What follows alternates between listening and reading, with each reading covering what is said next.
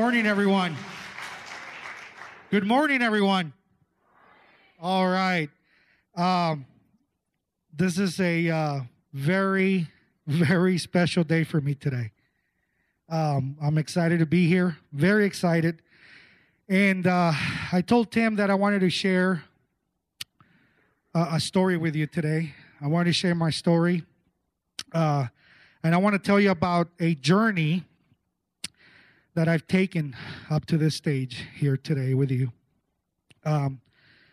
As you all know, what's that up there? I'm getting baptized this morning. Thank you. And my wife knew nothing about this until right this second. I told her I had to be at church early because I was going to pass out flyers for Tim.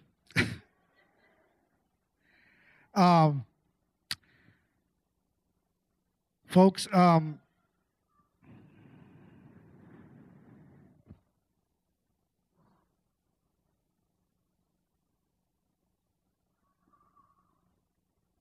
sorry. I'm too excited.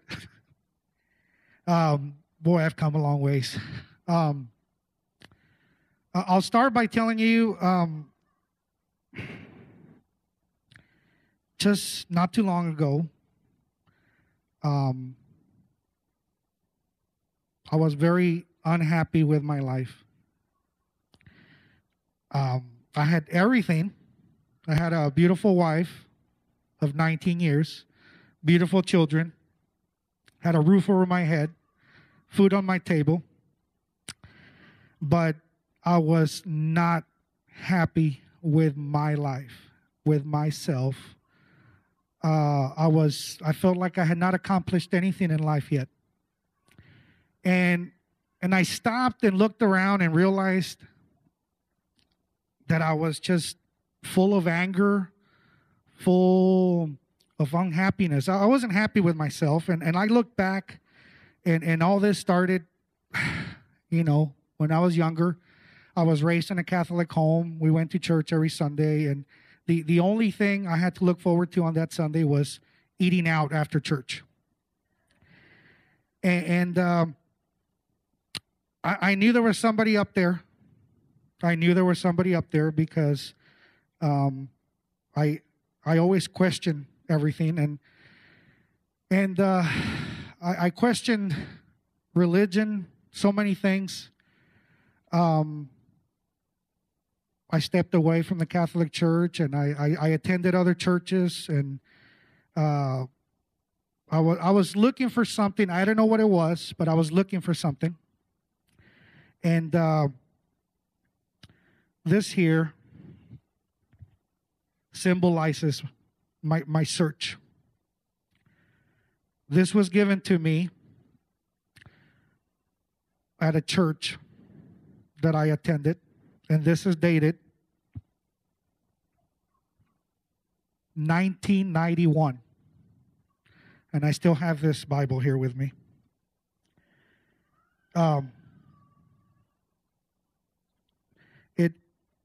It shows that I've been searching, and I didn't know what it was for, but up until today. And I like I said, I've been to many churches, and I wasn't happy. I couldn't find what I was looking for. I didn't feel what I was looking for. I didn't feel it. And along the way, I started seeing signs. Signs. I grew up in a rough neighborhood, and without realizing it, I grew up in a like a gang, The kids in the neighborhood, we grew up, we got older, and we started, a little gang. And I saw a lot of bad things, a lot of wrong things, and just to show you these signs that I've been seeing, one of the kids that I grew up with, he lived right across the street from me, and I used to hang out with him after school and stuff, and we were doing some bad things. And it got to a point where I didn't feel comfortable. I didn't feel comfortable with what we were doing. I didn't feel comfortable around him. So something told me to walk away, step away. So I did. And I believe God intervened that day. That boy that I grew up with, that I used to hang out with, he is sitting on death row right now in Huntsville, Texas, for rape and murder. And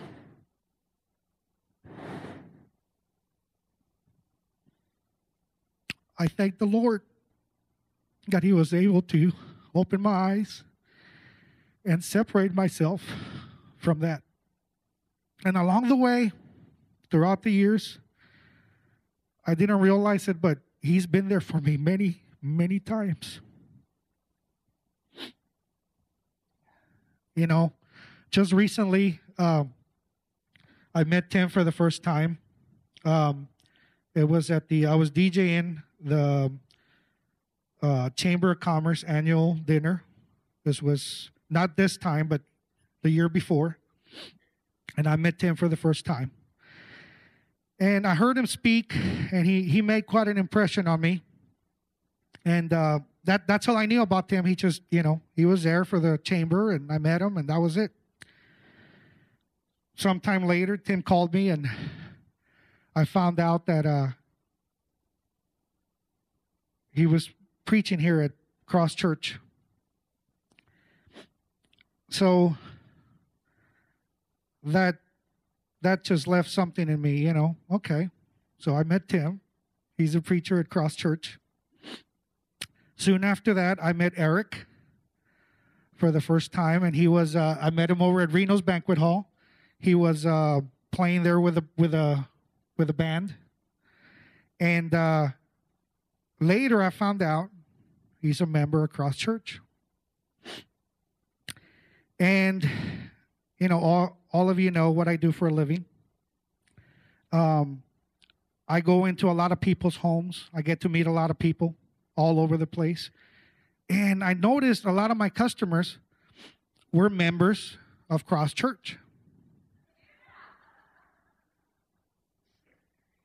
And some of them would mention the church to me. They would say, "Hey, Peter, come on down to Cross Church." And I said, yeah, I'm going to do that one day. Being the controlling person that I am, that's one thing about me. I'm very controlling. I'm always in control of my life. Is that funny or what? I'm always in control of my life because I want to control, what goes on. Then I started seeing these billboards on the road.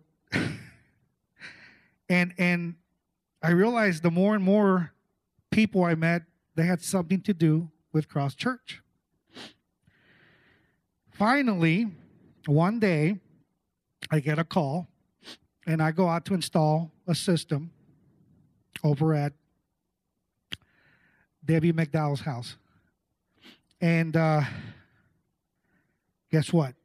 She starts talking to me about Cross Church. And I told Debbie, I said, "Okay, that's it. I'm done. I give up." I said, this has got to mean something. I mean, anything else, it would have been a slap in the face. So I told Debbie, I said, "Okay, I'm gonna go to church. I got to check it out because it's too much. It's sign after sign after sign." So I did. The following Sunday, she told me, she says, "Hey, I'm saving a seat for you." And I made it a point to come in here late. I made it a point to come in here. Imagine that, right? And she saved me a seat back there by that refrigerator. I'll never forget. And I walked in here for the first time ever.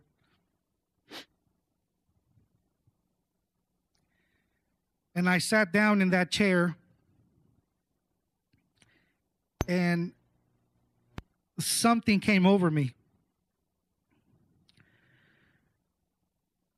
I can't tell you what it was, but I started crying. I started crying, and I couldn't stop. In fact, I cried throughout the whole service back there in that chair. And I felt so much pain. Pain. Just pain.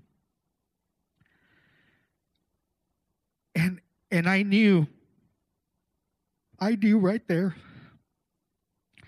I had found what I was looking for.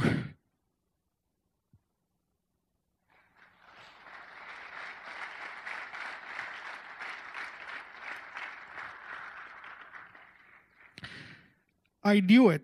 I knew it right there and then in my mind, in my heart. I knew it, that I had found what I had been looking for so many years. And I walked up here and met Tim after the service. And everybody said, hey, aren't you excited?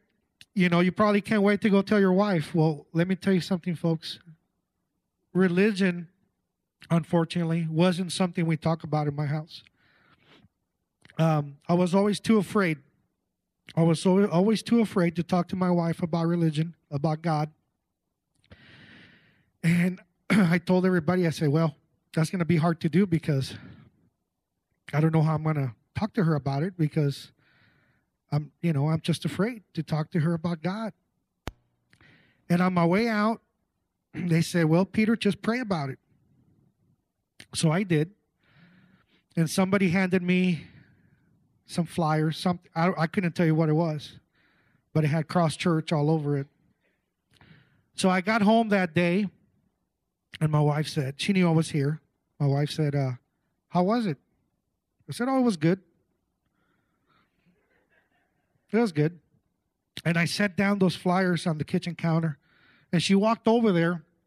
And remember, I prayed. I said, God, give me a hand here. I don't know what to say or how to talk to my wife about this wonderful experience that I just had. But well, you'll know what to do. So I got home, put those flyers on the counter. My wife walked over, looked at those counters, looked at the flyers on the counter and said, you know what? This looks like a nice place. Maybe we need to go there with you next Sunday. Now, keep in mind, my wife was going to Catholic church, and she actually teaches there. I don't know what, she teaches something. I couldn't tell you. But right there and then, that moment, my prayer was answered. I didn't have to say anything to my wife. She picked up those flyers and she said, we're going with you next Sunday. So I knew right there and then, everything is just falling into place. Everything's just coming together just perfectly. And here she is today, and she's been coming here ever since. And one Sunday, I walked in here, and there was a baptism. I got to see the first baptism ever. It was a young woman, and I was very impressed by that. And here I am today. So, folks, what I'm trying to say is 1991. I've been searching. I've been looking for happiness. And let me tell you what. I joined 2 life groups at Cross Church. I've been attending 2 life groups. And one night at one of these life groups, I was asked if I had asked for Jesus in my heart. And I said, no, but I plan to do it. I plan to do it, but the day I do it, it's going to be big. I'm going to go big. I'm going to do it, I'm going to make a big deal about it because it's a big deal. And for those of you that know me, you know what I mean. Okay? It is a big deal for Peter Lopez to be here on this stage today. Okay? And you know, Butch asked me, he says, Peter, well, you know, you don't have to make it a big deal. I mean, the fact that you're asking Jesus into your heart is a big deal. And what better time than now? Tonight, right here. I gave it a thought. Now, remember, I'm in control, right? I said, boy, that's going to go against everything that I believe, because now I'm not in control. Now I'm just kind of doing it, you know. But this is the best time to do it. So that night, I got down on one knee, and I opened up my heart, and I asked for Jesus to come into my heart.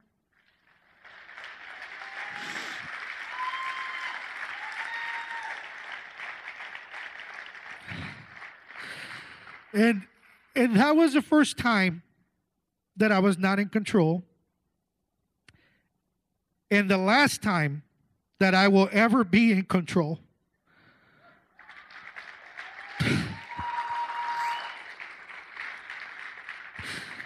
Because let me tell you, that's the best decision I ever made. And ever since then, my life has changed so much. I look back now and I realize how much I was not in control of my life. I thought I was, but I wasn't. I realized how lost I was. And now, if I could only show you how happy I am. I mean, my wife can see it. My wife sees it. What a big difference that has made in my life. I feel free. I feel brand new. And all I did was let him take control of my life. He is now my pilot, and I will go wherever he takes me. And God, yeah, I tell you what, all you got to do is just put everything in his hands, and he'll take care of it all. I was walking around with a weight over me, and I didn't realize it. And when I asked for Jesus to come into my heart, he took that weight off. He took that weight off. I feel so free. I feel great, happy. I'm happy now for the first time in 37 years. I am happy. Now I look at my family and I get to enjoy them. I get to enjoy my wife, my kids, my life, my journey.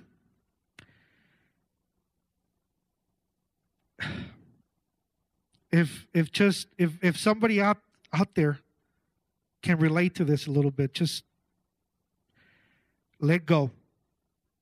That's the best thing I can say. Let go. I was so much, in control. I thought I was doing the right thing, and I wasn't. I let go for the first time, and I let Jesus take over my life, and it's wonderful. It's great. It's great. Thank you. Just turn around there. He almost met Jesus just then. Brother, I'd have held you under just in case. Peter, I baptize you, my brother, in the name of the Father and the Son and the Holy Spirit.